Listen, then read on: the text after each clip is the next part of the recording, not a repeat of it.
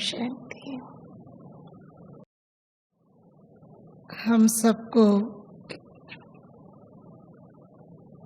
प्राण प्यारे बाप दादा ने हमारी अंतिम स्थिति का जो लक्ष्य दिया है, वो लक्ष्य है कर्मातीत स्थिति, संपन्न स्थिति या संपूर्ण स्थिति। इस संपन्न या संपूर्ण स्थिति के लिए हमें 2 स्टेप्स, 2 सीढ़ी पहले चढ़नी होगी। पहला कदम है मायाजीत स्थिति। हम सभी हमारे ज्ञान के जीवन के बचपन में चले जाएं। जब नया नया हमें ज्ञान मिलता है,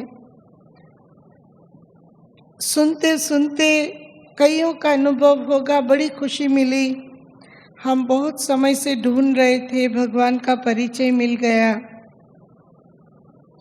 हमें परमात्मा ज्ञान मिल गया।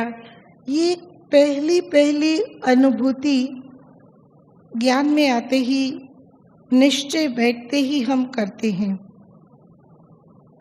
लेकिन फिर धीरे धीरे जैसे ही हम वो निश्चय के फाउंडेशन को थोड़ा मजबूत करते हैं, हमारे सामने कई माया की चैलेंजेस, कई माया की चुनौतियाँ, कई माया की परीक्षाएं एक के बाद एक आना शुरू होती है। कोई के पास लोक लाज के रूप में आई होगी, अरे ब्रह्मा कुमारी में जाता है,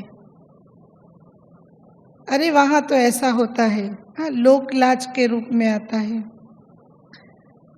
कोई के पास ज्ञान में आए, क्लास में आना शुरू हुआ और अचानक से कोई परिस्थिति आ गई और एक ब्रेक पड़ गया।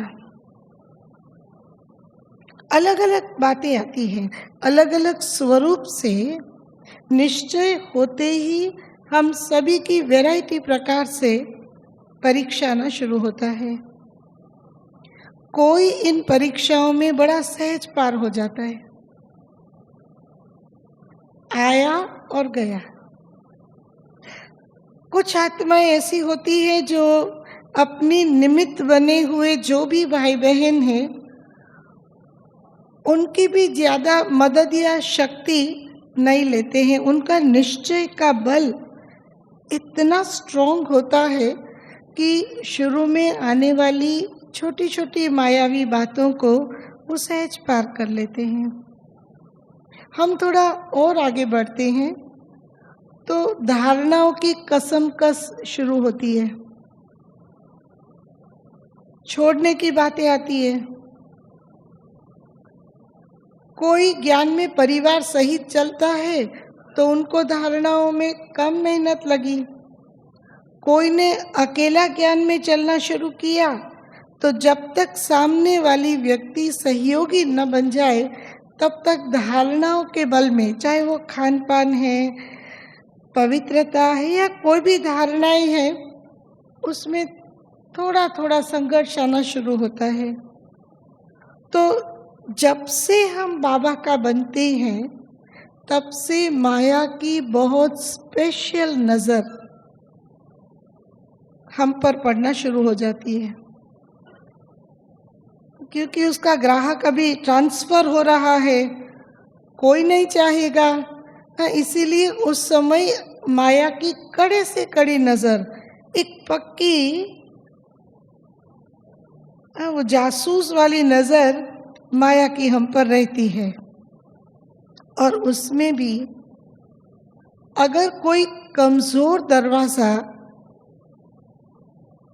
निकल आता है तो वो हमारा अपना कमजोर दरवाजा ही हमारे लिए माया का बड़े से बड़ा कारण बन जाता है। आती है विभिन्न रूप से। थोड़ा और हम ज्ञान में आगे बढ़ते हैं,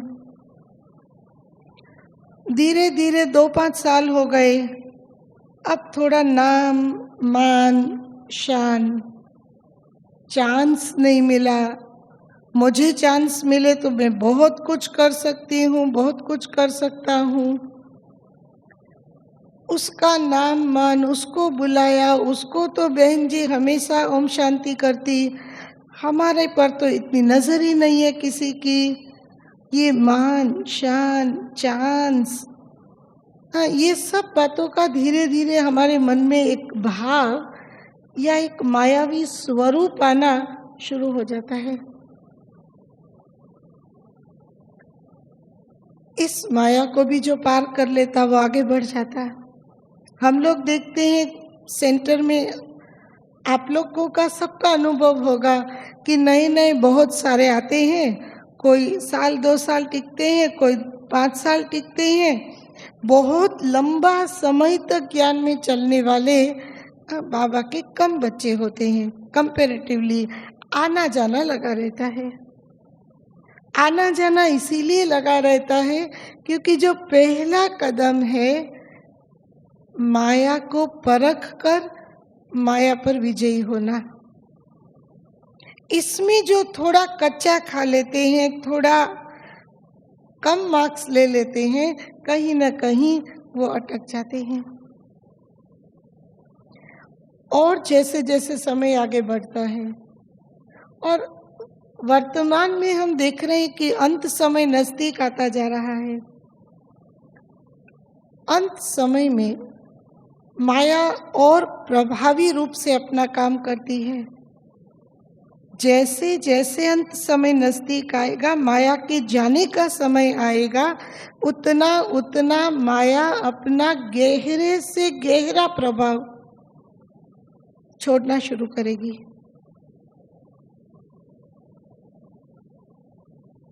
अनेक प्रकार की मायावी बातें वो धीरे धीरे आकर्षण के रूप में कहाँ न कहाँ हमारी मन बुद्धि को खींच ले जाती है। कोई कही हुई बातें, कोई सुनी सुनाई बातें, कुछ व्यर्थ बातें, ये सब भी धीरे धीरे हमारी माया का स्वरूप बनता है। हम और आगे बढ़ते हैं, माया का और गहरा रूप बनता है।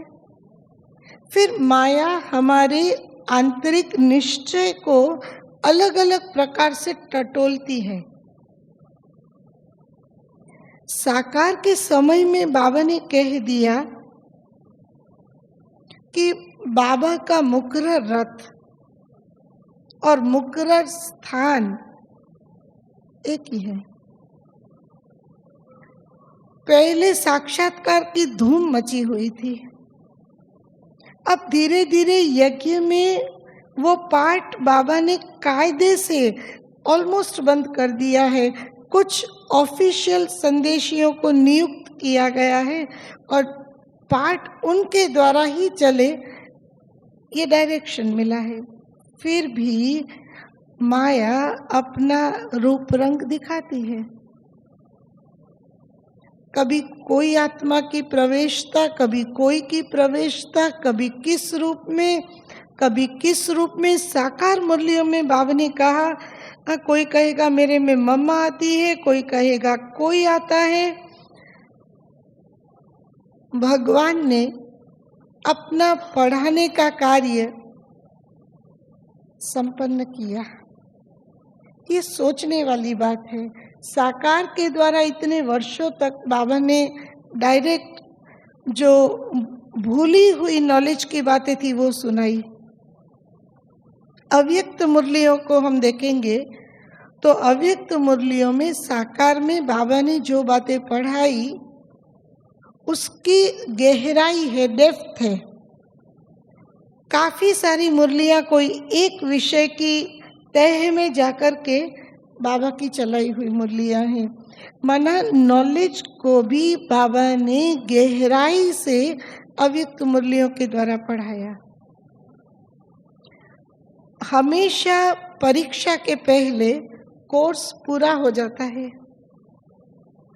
कोर्स पूरा हो जाने के बाद स्कूल कॉलेजेस में बच्चों का जाना भी बंद हो जाता है।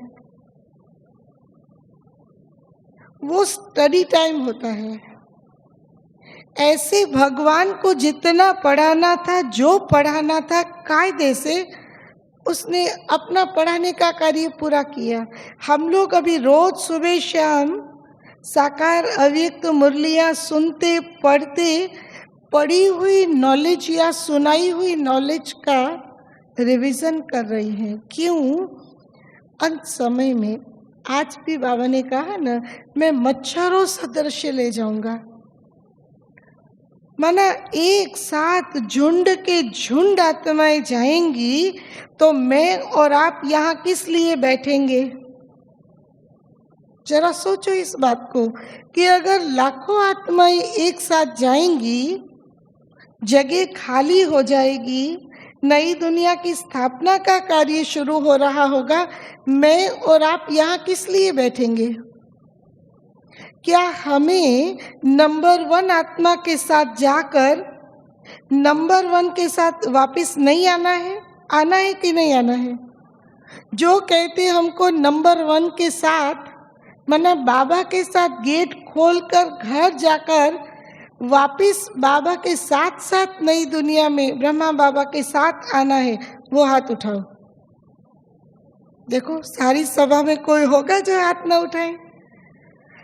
तो फिर हम यहाँ क्यों बैठेंगे? तो सब जाएंगे, उड़ेंगे हम सब। एक और बात आज बाबा ने कही कि हम बाबा के बच्चे ऐसे उड़ेंगे जैसे मक्खन से बाल निकला। माना अंतिम स्थिति हमारी ऐसी माया जीत होगी कि माया का कोई भी आकर्षण मुझे अपनी ओर आकर्षित नहीं करेगा। मेरी बुद्धि, मैं और मेरा बाबा एक बल, एक भरोसे में इतना डूबी हुई है जो बुद्धि और कहीं खींच ही नहीं रही है। जब सामने मैं और मेरा बाबा है तो मुझे बाबा की लिफ्ट मिलेगी, पुकार आएगी तो आत्मा सहज उड़ जाएगी, बिना कष्ट के उड़ जाएगी। लेकिन उसके लिए हमें यहाँ मेहनत से अपनी अवस्था को माया जीत वाली अवस्था बनाना होगा। कितनी भी मायावी बातें हमारे सामने अब आए, अगर हमारी बुद्धि की लाइन क्लियर है तो टचिंग भी आएगी कि ये माया है और बाबा कहीं से हमको बचा लेगा।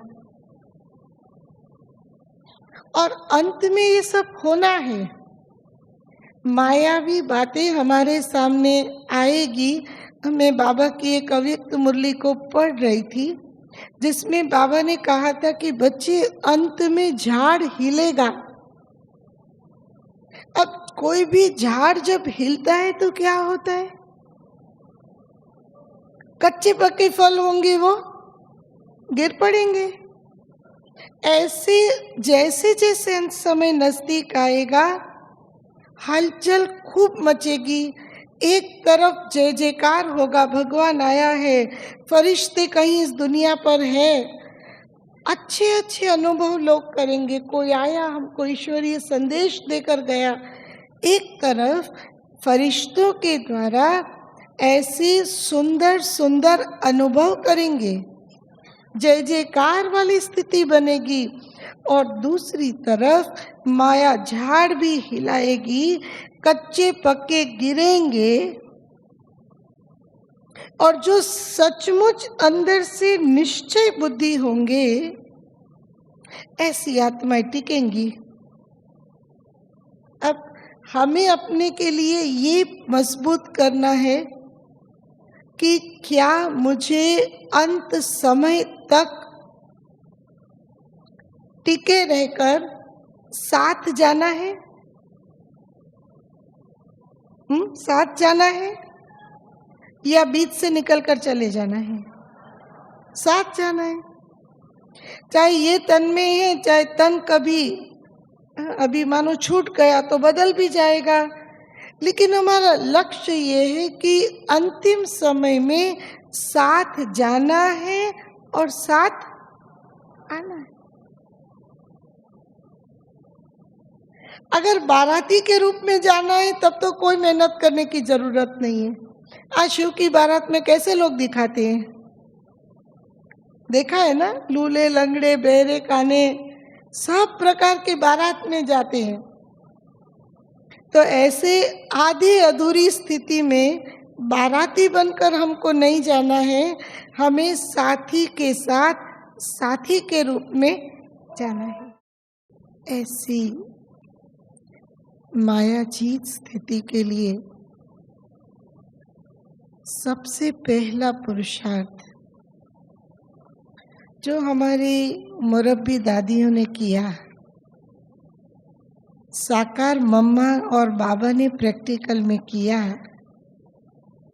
सबसे पहला पुरुषार्थ है शक्तिशाली अमृत वेला। अमृत वेला हम सब उठते हैं, लेकिन मेरा अमृत वेला शक्तिशाली हो।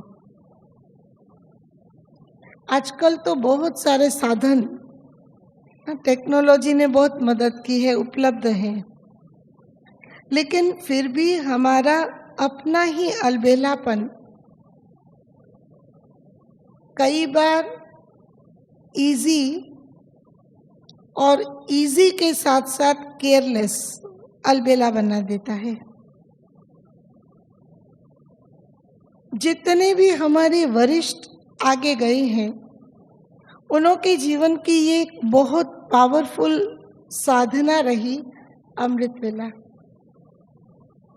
हम मम्मा के जीवनी सुनते हैं, मम्मा सुबह 2 बजे उठते थे।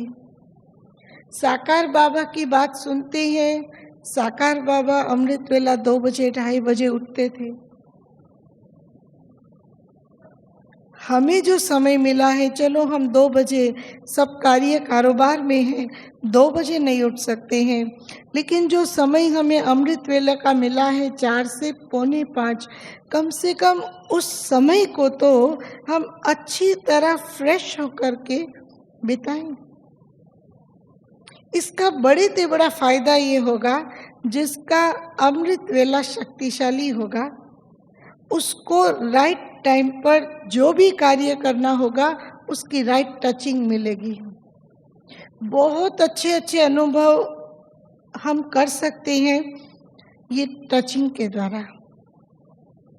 कार्य होना होगा, जो कार्य होना होगा, जिस रूप से कार्य करना होगा, उस रूप की एक्यूरेट टचिंग हमारे पास आएगी। मैंने इस बात को खुद पिछले 1 साल में खूब अनुभव किया है, तब मैं इतना कॉन्फिडेंस से आप सबके साथ शेयर कर रही हूँ। एक्यूरेट टचिंग मिलेगी। दूसरा, शक्तिशाली योग की अवस्था के कारण अगर कोई उल्टी सुल्टी बात सामने आएगी, वो परख भी हमारी एकदम स्पष्ट हो जाएगी, क्या राइट है, क्या रॉन्ग है, क्या योग्य है, क्या अयोग्य है, और हमारे द्वारा कोई भी अयोग्य कार्य होगा ही नहीं। हमारे बड़ों ने ये प्रयोग किए। जब जब यज्ञ में कोई बड़े विघ्न आए, सुनी होगी ये सब बातें आप लोगों ने भी।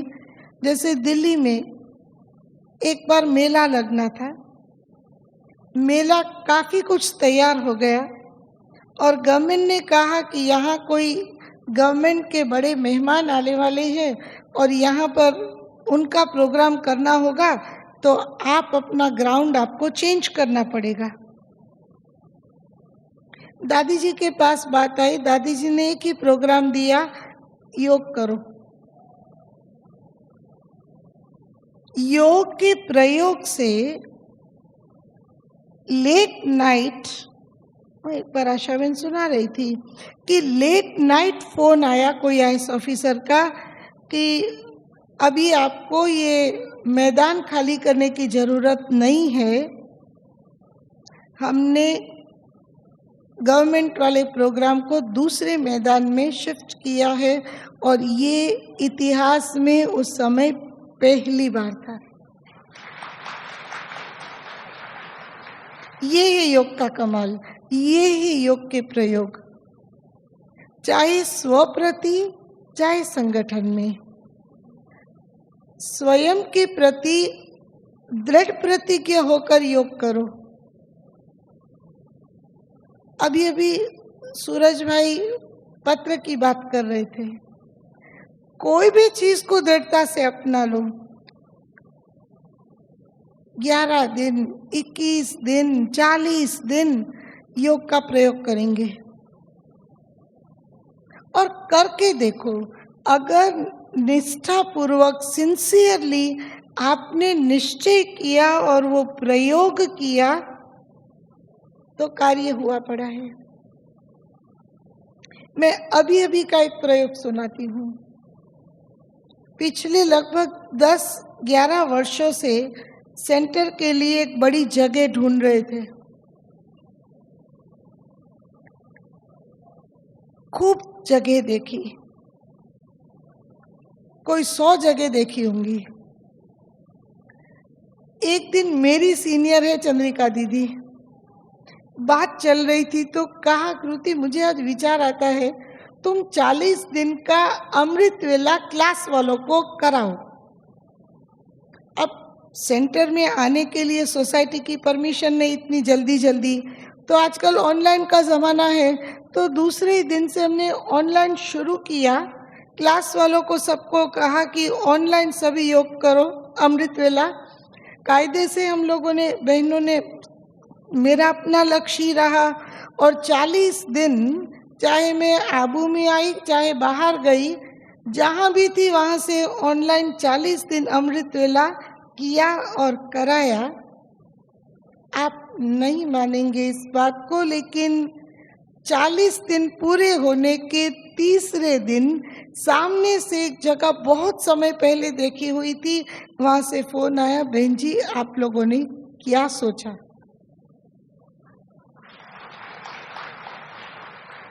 अब वो जगह ऐसी थी जो जमीन नहीं थी, कोई कॉमर्शियल प्लेस थी जहाँ हॉल वगैरह, माना हमारी एक्टिविटीज बहुत अच्छी तरह चल सकती, ऐसी जगह थी। अब सब भाई बहनों को लगता था बहन जी हम कोई जमीन लेवे और बड़ा बड़ा मकान और भवन बनावे। उस समय बाबा ने एक ही बात बार बार सामने लाई, बच्ची कल किसने देखा, ये जगह तुम सिलेक्ट कर लो, हाँ कर दो। हाँ की, बड़ों की हाँ हो गई, मधुबन से हाँ हो गई और 1 मास भी पूरा नहीं हुआ और वो जगह खरीद भी हो गई। ये योग का प्रयोग खुद किया। इसमें 2 चीज मैंने अनुभव की। अगर हमारा योग का सिंसियरली किया हुआ, दृढ़ प्रतिज्ञा से किया हुआ प्रयोग है तो एक बुद्धि की लाइन क्लियर होती है और दूसरा हमारे कार्य निर्विघ्न आगे बढ़ते हैं, क्योंकि क्या करना है वो क्लैरिटी मिलती जाती है। इसीलिए योग के प्रयोग हमें बीच बीच में खुद के साथ अपने परिवर्तन के लिए, हर बार दूसरों के लिए नहीं, खुद मेरे स्वभाव का परिवर्तन, संस्कार का परिवर्तन, कई बातों में अभी हमको बदलना है क्योंकि हमें नंबर 1 स्थिति तक पहुंचना है। तो एक है हमारी माया जीत स्थिति, माना माया आवे, क्योंकि माया को तो ऊपर से ऑर्डर मिला है कि मेरे बच्चों के साथ रुस्तम से रुस्तम होकर लड़ना। मेरे बच्चे भी कम नहीं है, तुम जीतने वाली नहीं हो। बाबा तो माया को ये चैलेंज दे दी है, इसीलिए माया तो आएगी। लेकिन हमारा काम है, हम है ही विजयी आत्मा, ये ईश्वरीय वरदान मिला हुआ है, इसीलिए हमें माया कितना भी कागज का मुखौटा पहन करके आवे, हमें डरने की जरूरत नहीं है। दूसरी एक बहुत इम्पोर्टेंट बात, भूलने वाली बातों को मुझे भुलाना सीखना पड़ेगा। क्या होता है, खासकर माताएं, बरसों पुरानी बातों निकलेगी नहीं अंदर से। मैं इस घर में शादी करके आई ना, तो मेरे साथ ऐसा किया था, मुझे पहने कपड़े से निकाला था, मेरे घर परिवार वालों ने ये मेरे को तकलीफ दी थी। निकलती नहीं है वो बात अंदर से। ऐसे ही भाइयों के साथ कभी जॉब में, कभी बिजनेस में किसी ने धोखा दिया, भूलती नहीं। जो भूलने वाली बात मैं भूल नहीं सकती हूँ, वो योग में कहीं ना कहीं सूक्ष्म रूप में, डायरेक्ट नहीं, सूक्ष्म रूप में मुझे डिस्टर्ब जरूर करेगी। अंदर अशांति के रूप में, अंदर अभाव के रूप में, अंदर असंतुष्टता के रूप में वो चीज कहीं ना कहीं चुभेगी। इसीलिए ऐसी कोई भी घटना, कोई भी बात हमारे से अगर बाय चांस कहीं जीवन में हो भी गई है हमारे साथ, उसको बाबा को पत्र लिखो, बात को बाबा को दे करके खत्म कर दो। और जिन आत्माओं का आपके साथ कुछ अयोग्य व्यवहार रहा, उन्हें कल्प पहले की बात याद करके या पिछले कोई जन्मों का हिसाब किताब याद करके हमने हमारे कर्ज को उतार कर पूरा किया है। कर्ज उतरा मना हल्के हुए हैं, धोखा दिया, हो सकता है उन आत्माओं के साथ हमारा कोई जन्म का, कोई लेन देन का, कोई संबंध बंधन रहा हुआ होगा। भला हुआ छूटी जंजाल। क्षमा करना पड़ेगा, स्वाहा करना पड़ेगा। जब भूलने वाली बातें भूलेंगी, अंदर बुद्धि खाली होगी, तब उसमें वो निश्चय वाली याद टिक सकेगी। तीसरी बात जो बहुत इम्पोर्टेंट है, हमें कंबाइन रूप का, क्योंकि माया अकेलापन बहुत अनुभव कराती है। कहीं भी किसी भी रूप में हम अकेले नहीं हैं।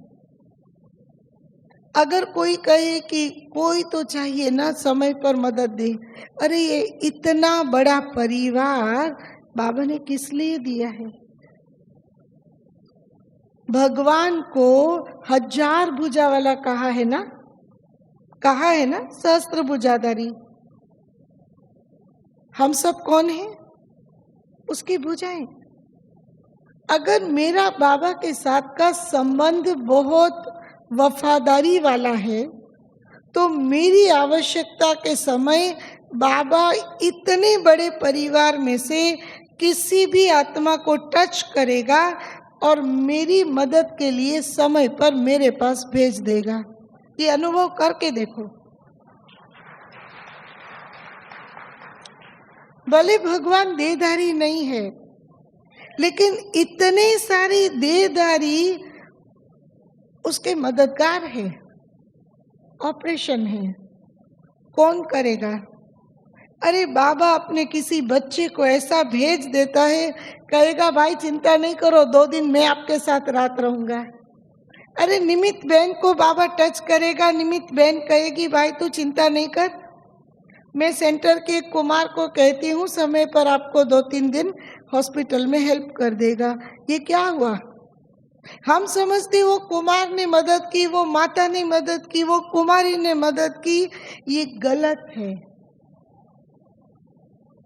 उस समय तुरंत बुद्धि योग बाबा के पास जाए, थैंक्स बाबा, आपने समय पर किसी को भी निमित्त बनाकर इस आत्मा की मदद मुझे भेज दी। तो याद किसकी आएगी? याद बाबा की आएगी या देहधारी की आएगी? हम कहते उसने, उसका उपकार है हमारे पर। अरे करने वाला भगवान है, कराने वाला भी वो है। इसीलिए हमको मन छोटा करने की जरा भी आवश्यकता नहीं है। ये अनुभव को बढ़ाओ तो ये अनुभव होगा कि मैं एक कदम आगे रख रही हूँ। मेरे आगे के कदम का प्लानिंग बाबा ने करके रखा है। ये अनुभव करके देखो, ये प्रयोग है, ये योग है, ये पुरुषार्थ है। खाली बैठ जाना मैं आत्मा हूँ परमधाम, फिर क्या होता है, ऊपर से नीचे आते आते ऐसा धीरे धीरे हम बोर होने लगते हैं ना कि सचमुच ऊपर से यूं ही नीचे आ जाते हैं और पता ही नहीं चलता है। हम 2 घंटा योग करके उठे, लेकिन मेरी शक्तिशाली अवस्था कितना समय रही, ये मेरे लिए बहुत इम्पोर्टेंट है। तो एक है पहला कदम, माया जीत स्थिति। हम बुद्धि की लाइन क्लियर करते जाएं, हम बाबा से मदद का अनुभव करते जाएं। करावनहार करा रहा है, इस फीलिंग को बढ़ाते जाएं तो माया सामने आएगी, लेकिन बाबा वो योग के द्वारा एक सेफ्टी का कवच बनाकर हमें हर बार माया से बचा लेगा। दूसरा स्टेप है माया जीत स्थिति के बाद दूसरा स्टेप है विकर्मा जीत स्थिति। जब मैं माया को जीत सकती हूँ, अब मायावी कर्म के कारण हमारे विकर्म बनते हैं। अगर विकर्म की हम व्याख्या को देखें तो बाबा ने जो सूक्ष्म व्याख्या दी है वो ये है कि कोई भी विकार के सूक्ष्म अंश के वशीभूत होकर किया गया कर्म ये विकर्म के खाते में जाता है। कोई भी विकार, सिर्फ काम विकार की बात नहीं है, उसको तो बाबा ने महाशत्रु कहा और वो पतन की सीढ़ी कही। अब हम बाबा के बच्चों ने पहला स्टेप स्थूल पवित्रता ब्रह्मचर्य व्रत को तो धारण कर लिया और मेजॉरिटी को अब वो नेचुरल हो गया है, इसमें मेहनत भी नहीं हो रही है मेजॉरिटी को। लेकिन कोई भी विकार का सूक्ष्म अंश ये भी मेरे कर्म को विकर्म के खाते में ले जाता है। अब 2 प्रकार के विकर्म के खाते हैं। एक, पिछले जन्मों में हम जो जो विकर्म करके आए हैं और जो अभी तक चुकता नहीं हुए हैं, ऐसे विकर्मों का खाता अभी तक हमारे पास पड़ा हुआ है। अब वो हमारे अंदर है, इसकी परख क्या? पास्ट के विकर्मों का खाता अभी तक भी है, इसकी परख क्या? संस्कार। नॉलेज सब है, जानते सब है, लेकिन कई बार वो अंदरूनी संस्कार परिस्थिति ऐसी बनने पर अचानक बाहर आ ही जाता है। गुस्सा करना नहीं था, गुस्सा कर भी नहीं लिया, हो गया। अब हो गया इसका मतलब वो मेरा पिछला संस्कार के रूप में अभी तक मेरे अंदर है। तो एक हमारे पिछले विकर्मों का खाता है जो संस्कार के रूप में है, और दूसरा जाने अनजाने इस जन्म में किए हुए हमारे विकर्म। ज्ञान मिलने के पहले भी हमने अनजाने में बहुत सारे विकर्म किए, और मेरे भाई बहने ज्ञान में आने के बाद भी कई बार अलबेलेपन में भी हम बहुत सारे विकर्म कर लेते हैं। मिसाल, बाबा ने एक अव्यक्त मुरली में कहा था कि जो भी आपके लिए निमित्त है उनको निमित्त बनाने वाला मैं हूँ। उन बड़ों के लिए अगर कोई भी उल्टी सुल्टी बात कही तो ये कौन से खाते में जाएगा? कौन से खाते में जाएगा? विकर्म के खाते में। चलो गलत बात हो भी गई है, मैं उसका वायुमंडल और वाइब्रेशन ना बनाऊं, ये तो मैं कर सकती हूँ कि नहीं कर सकती हूँ? मैंने मानो गलती देख भी ली, अब वो गलती को समा लेने के बजाय मैंने उसका वायुमंडल बनाया, 10 लोगों को जाकर के ये बात कही, सुना, पता चला, ये 10 जगह मैंने बात कही, ये कौन से खाते में जाएगी? विकर्म के खाते में जाएगी। जो बेसमझी सी किया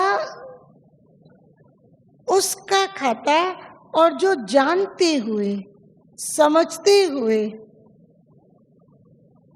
नॉलेजफुल होते हुए फिर भी या तो अपना अहंकार वश किया, या किसको नीचा दिखाने के लिए किया, या कोई गलत बात को हमने फैलाने का कार्य किया, क्या ये यज्ञ के अनुकूल कार्य है? यज्ञ रक्षक ऐसा काम कर सकता है? नहीं कर सकता है ना। तो वो कौन से खाते में जाएगा? कौन से खाते में जाएगा? विकर्म के खाते में जाएगा।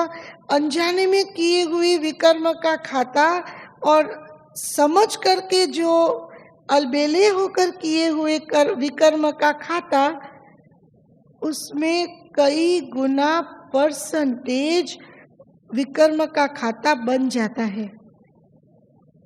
हम समझते हम 10 वर्ष से 20 वर्ष से ज्ञान में चल रही हैं, लेकिन अभी भी वो झलक, वो फलक, वो रौनक, वो तेज क्यों हमारे चेहरे पर नहीं दिखाई दे रहा है? क्यों हमारे में बाबा अभी तक नहीं प्रत्यक्ष हो रहे हैं? हमारा पिछले विकर्मों का खाता अभी भी हमारी आंतरिक शक्तियों को क्षीण कर रहा है, निर्बल कर रहा है।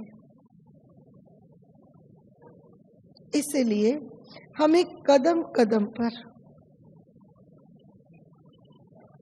हमारा विकर्म किसी रूप में न बने, और इसकी सबसे श्रेष्ठ विधि है श्रीमत पर हमारा दृढ़ विश्वास और श्रीमत की वैल्यू। अब ये श्रीमत क्या होती है, मैं एक एग्जाम्पल आपको सुनाती हूँ। एक कुमार था,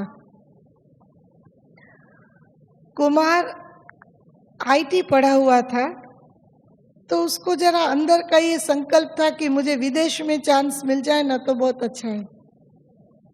2-3 बार उसने ट्राई किया, उसका मेल नहीं पड़ा।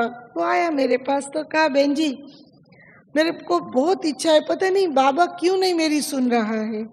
तो मैंने हंसते हंसते उस समय ऐसे ही कह दिया कि देखो, बाबा को आपसे कोई बहुत विशेष कार्य कराना होगा, इसीलिए संकल्प नहीं चलाओ, बाबा अभी जहाँ बिठा रहे हैं ना वहाँ अपना कार्य करते चलो। कुछ समय के बाद उसकी इच्छा अमेरिका की थी, लेकिन उसको जो जॉब मिली वो स्वीडन में मिली। फिर पूछने आया, स्वीडन में जॉब मिली है, कोई सेंटर वहाँ है नहीं है, पता नहीं है, यूरोपियन कंट्री है, मैं जाऊं? भाई जा, तेरे पास बाबा को कुछ और कार्य कराना होगा, सेवा करानी होगी, ऐसे कंट्री में बाबा भेज रही हैं। हिम्मत से गया। अब वहाँ जो सेंटर चल रहा था उसमें 2, 5, 7 लोग आ रहे थे, उसमें इंडियंस की कोई खास सेवा नहीं हुई थी। वो हर आए दिन स्वीडन से फोन करता था, कुछ बातें पूछता जाता था, पूछ करके करता चला गया। आज 40 इंडियन भाई बहनें उसके पास रोज क्लास कर रही हैं। उसको कायदे से सेंटर का रिकॉग्निशन दे दिया, और वो कायदे से अभी एक सेंटर कोऑर्डिनेटर के रूप में वहाँ की सेवाओं को लुक आफ्टर कर रहा है। बड़ों को जीता केवल एक ही कारण, छोटे से छोटी बात भी उसने बिना राय किए कभी नहीं की। अब वो विदेश में था, बड़ों की इतनी रहम नजर थी उस पर। जैसे ही सेंटर कोऑर्डिनेटर बना, पहला क्वेश्चन पूछा, बहन जी अब ये भंडारी वगैरह को मुझे क्या करना चाहिए और किस रूप से काम करना चाहिए। मैंने विदेश के हिसाब से डायरेक्शन कहाँ से लो, कैसे लो, किस रूप में भंडारी का यूज करना चाहिए, कैसे उसको मधुबन के लिए निकालना चाहिए, जो मेरी समझ थी वो गाइडेंस मैंने उसको दे दी। आज सारे बड़े उससे बहुत खुश है और सारा कारोबार बिल्कुल निर्विघ्न चल रहा है। ये मैंने सीखा कि जितना व्यक्ति श्रीमत पर मजबूत होता है, पढ़ा लिखा लड़का है, वहां भी मैनेजर की पोस्ट पर है। ये कुछ मोबाइल्स आपको पता है, उसकी चिप्स स्वीडन में बनती है, वो कंपनी का वो मैनेजर है, वो लेवल पर है अभी वो कुमार। लेकिन छोटी छोटी बात शुरू से पूछकर करता गया, ये संस्कार बना। तो अब वहां भी अपने बड़ों को हर बात उसने पूछ करके करना शुरू की, हर बात बड़ों को ध्यान पर देना शुरू की। ब्लेसिंग मिल गई और बाबा ने ऐसी सेवा वहां विदेश में बैठकर कराई जो हम लोग तो कभी सोच भी नहीं सकते। श्रीमत की वैल्यू हो हमें। और देखो, बाबा ने एक बात बहुत पक्की कराई है कि आपने अगर आपके निमित्त से श्रीमत ली और उसमें मानो कुछ गड़बड़ भी होगी तो वो ठीक करने की जिम्मेवारी बाबा ने कहा है मेरी है। हम इस बात को कभी भूले नहीं। बाबा की श्रीमत को हम बहुत प्रॉपर तरीके से समझें, उसको इंटरप्रेट करें। कल या परसों की मुरली में बाबा ने कहा मेरी अलग अलग बच्चों के लिए अलग अलग राय है। गृहस्थियों के लिए अपनी राय, कुमार कुमारियों के लिए अपनी प्रकार की राय। हम बाबा की बात को ठीक पर्सपेक्टिव में समझ लें। अगर छोटी छोटी बातों को हम श्रीमत के साथ मापते तोलते रहेंगे तो हमारे से श्रीमत विरुद्ध का कोई कर्म होगा ही नहीं। दूसरी बात, विकर्माजीत स्थिति के लिए कर्मेंद्रियों का मालिक होना मेरे लिए बहुत जरूरी है। देखो, साकार बाबा ने भी ये मेहनत की, नंबर 1 आत्मा ने भी। सुनते हैं ना, बाबा कचेरी लगाते थे, मन मंत्री आज ठीक चला, बुद्धि आज ठीक राय दी या कहीं गड़बड़ भी की। बाबा कचेरी करता था और अपनी स्थूल और सूक्ष्म दोनों इंद्रियों को चेक करते थे कि आज कोई भी कर्मेंद्रिय ने मेरी आज्ञा के विरुद्ध चलकर कोई गड़बड़ वाला काम तो नहीं किया। तो कर्मेंद्रियों का कंट्रोल हमें विकर्माजीत स्थिति की तरफ ले जाएगा। क्योंकि फिर कैसी भी परिस्थिति है, लेकिन कर्मेंद्रियों पर मेरा संयम होने के कारण, और इसके लिए छोटे छोटे प्रयोग करो।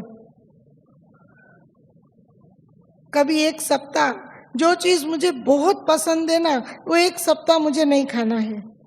छोटे छोटे प्रयोग करो, लेकिन अपने संयम की शक्ति को बढ़ाओ।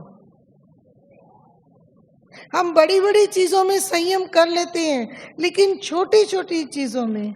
एक बुजुर्ग आता था मेरे पास, उसको रबड़ी बहुत पसंद थी। ज्ञानी बाबा का बच्चा था, लेकिन रबड़ी बहुत पसंद थी। डायबिटीज का पेशेंट था, इसलिए घर वाले उसको रबड़ी बनाकर कभी खिलाते नहीं थे। उसका रबड़ी के लिए इतना प्यार था कि वो कहीं भी देखता था, कोई ज्ञानी के पास भी रबड़ी की बात हुई या कोई रबड़ी उसको बनाकर देने वाला होता था, तो घर वालों से छिपा के वहां जाके रबड़ी खा के आता था। इसका मतलब बात रबड़ी की नहीं है, बात क्या है, इतना भी संयम वो अपने पार नहीं कर सका। अब हम कहलाने को योगी, राज योगी, लेकिन छोटी सी कर्मेंद्रिय पर भी अभी तक, आज दिन तक अगर मैं ये कहूं कि मेरा कंट्रोल नहीं है, तो कहाँ विकर्माजीत और कहाँ कर्मातीत। कर्मातीत स्थिति वो है जिसमें ये सभी आकर्षणों से बुद्धि योग ऊपर उठ जाए। आकर्षण मेरे सामने है, लेकिन बुद्धि ऐसी वैराग्य वृत्ति में है कि वो चीज होते हुए भी मुझे अपनी ओर आकर्षित नहीं करती है। ये कर्मातीत स्थिति है। मैं कर्म कर रही हूं, लेकिन कोई भी कर्म मेरे लिए बंधन का रूप नहीं है। ये कर्मातीत स्थिति है। अब कर्म बंधन का रूप कैसे बनता है? मानो मैंने एक कार्य किया, अब फिर मानो आज मैं ये क्लास कराया, अब फिर वो बंधन कैसे बनता है? 2-4 लोगों से मेरा कान तरस रहा है।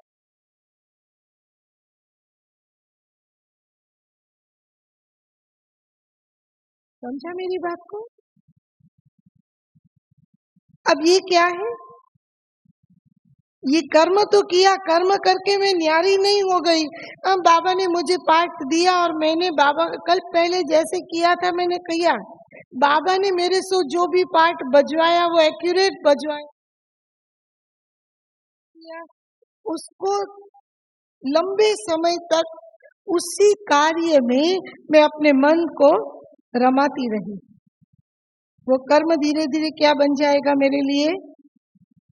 बंधन का रूप बन जाएगा। और फिर वो बंधन मुझे उड़ने नहीं देगा। मैं अपने लिए कुछ मार्क्स बना लेती हूँ और वो मार्क्स मुझे नहीं मिला तो बस मेरी अवस्था डावाडोल। ये कर्म बंधन बनना। इसीलिए 3-4 बातें जो बार बार बाबा कहते रहे हैं, विकर्माजीत स्थिति के लिए आवश्यक है। न कोई लगाव अब मुझे अपनी ओर आकर्षित करे, न किसी के ऊपर मैं प्रभावित हो जाऊं, क्योंकि प्रभावित होना वो होता टेम्पररी है, लेकिन उसका असर लंबे समय तक चलता है। कोई कितना भी प्रतिभाशाली है, प्रभावशाली है, उसके अंदर ये प्रतिभा और प्रभाव कहाँ से आया? कहाँ से आया? भरा तो बाबा ने ना। तो जिसकी रचना इतनी सुंदर, वो कितना सुंदर होगा। अगर मैं बुद्धि को ट्रांसफर कर सकती हूँ तो कभी भी कोई व्यक्ति का प्रभाव मुझे प्रभावित नहीं कर सकता। तो लगाव, प्रभाव, अभाव, पाना था सो पा लिया, अब कुछ बाकी नहीं है, इसीलिए कहीं नजर डूबे ही नहीं। और झुकाव, अब मेरी बुद्धि कहीं भी झुकती नहीं है। झुकती है केवल एक के पास, क्योंकि सर्व संबंध, सर्व प्राप्तियों का सार एक में समाया हुआ है। ये स्थिति, ये पुरुषार्थ है। हम में से कोई भी अभी 100% इन बातों से जीता नहीं है, मुक्त नहीं है, लेकिन हमें इन बातों को जीतकर अपनी कर्मातीत स्थिति तक पहुंचना है। कर्मातीत स्थिति भी आत्माओं की नंबरवार होगी। जो नंबर 1 आत्मा की जिस रूप की कर्मातीत स्थिति बनी, वो 16,000 वाली आत्माओं की उस रूप की कर्मातीत नहीं होगी, लेकिन उनके लेवल में वो कर्मातीत होंगे। तो हम हर एक प्रयास करें कि पहले माया को परखें, माया जीत बने।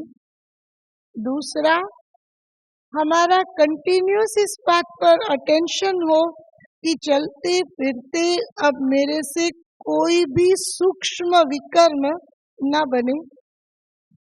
जो भी पिछला बोझ है उसको मैं योग बल बढ़ाती जाऊं, उसको भस्म करूं, आत्मा को लाइट करूं।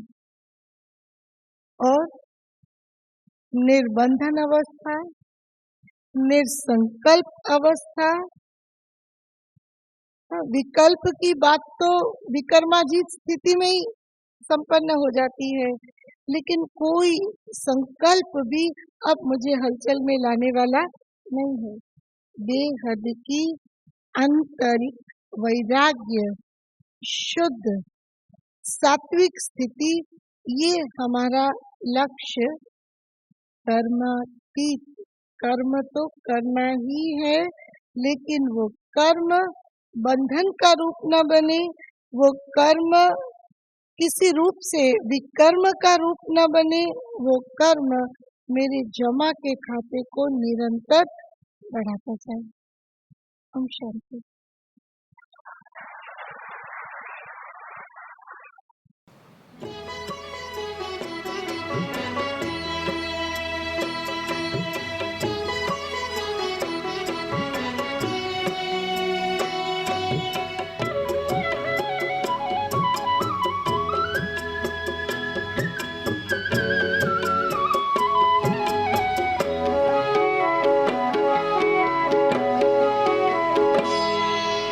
कदम कदम पर मदद तुम्हारी ये एहसास दिलाती है।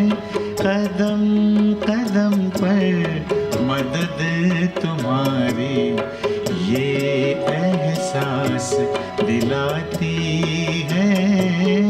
सोचो तुमको कौन मिला है, सोचो तुमको कौन मिला है, कौन तुम्हारा साथी है।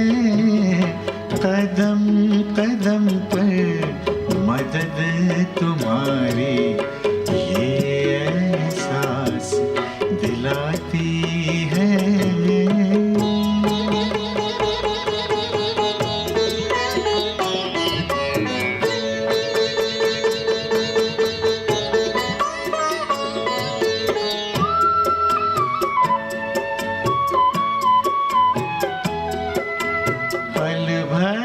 जब भी होते अकेले पास मेरे आ जाते हो, पल भर जब भी होते अकेले पास मेरे आ जाते हो। धीमे धीमे कानों में अनहद सुनाते हो।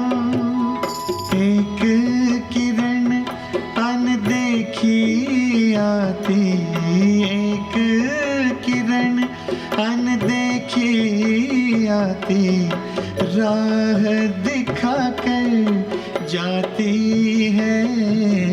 भरते हुए